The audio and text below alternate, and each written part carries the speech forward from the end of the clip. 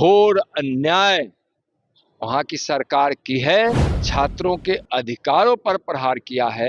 अब सोचिए कि बिजली का कनेक्शन काट देना, अत्याचारियों की तरह बर्बरतापूर्ण लाठीचार्ज करना, उनका खून बहा देना। अन्य प्रधानमंत्री जी को पूरे देशवासियों की तरफ से, बिहार वासियों की तरफ से आभार और बधाई भी कि जो वंदे मातरम गीत गा गाकर हमारे देश के स्वतंत्रता सेनानियों ने स्वतंत्रता प्राप्त की, हमारे वीर शहीदों ने अपने ओठों पर अपने शहादत को स्वीकार करते समय भी वंदे मातरम गीत को गाए।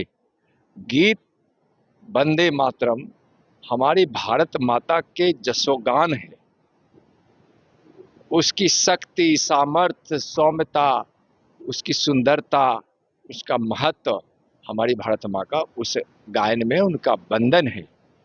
तो जिसको देशवासी अपने मन में अभिलाषा के रूप में पाले हुए था, उनके सपनों को हमारे माननीय प्रधानमंत्री आदरणीय नरेंद्र मोदी जी राष्ट्रगान के समान ही सम्मान देकर और उसके अपमान पर राष्ट्रगान के समान ही दंड का विधान कर देशवासियों के अरमानों को उन्होंने पूरा किया है। अब राष्ट्र गान के साथ राष्ट्र गीत को ही सम्मान मिलेगा और साथ उनका गायन भी होगा। पहली बार वंदे मातरम का गायन राष्ट्रगान के साथ लाल किले से होगा। ऐसे तो माने प्रधानमंत्री जी वंदे मातरम का जय घोष जब विदेशों में भी करते हैं तो भारत के वासियों का रोम रोम रोमांचित भी होता है और हर्ष और आनंद से उसका मन भी भर उठता है। तो यह बहुत ऐतिहासिक कदम है। भारत की संस्कृति को, विरासत को गौरव प्राप्त करने का निर्णय प्रधानमंत्री जी के द्वारा हुआ है। तो इसके लिए देशवासियों की तरफ से बहुत बहुत आभार। उत्सव के रूप में मनाने के लिए बात उत्सव के रूप में आज से नहीं, पहले भी माननीय प्रधानमंत्री जी को देखे होंगे कि हर शुभ कार्यों में वंदे मातरम के गूंज के साथ शुरू करते थे। भारत माता की जयकारा के साथ उनका हर कार्य प्रारंभ होता था।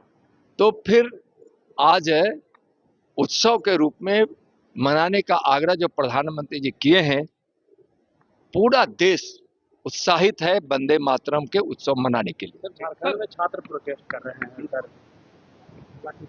लाठीचार्ज। झारखंड के छात्रों पर जो वहां की सरकार, जिसमें कांग्रेस भी शामिल है, जहां की सरकार में अन्य पार्टियां भी शामिल है और झारखंड मुक्ति मोर्चा की सरकार है, वहां घोर अन्याय वहां की सरकार की है।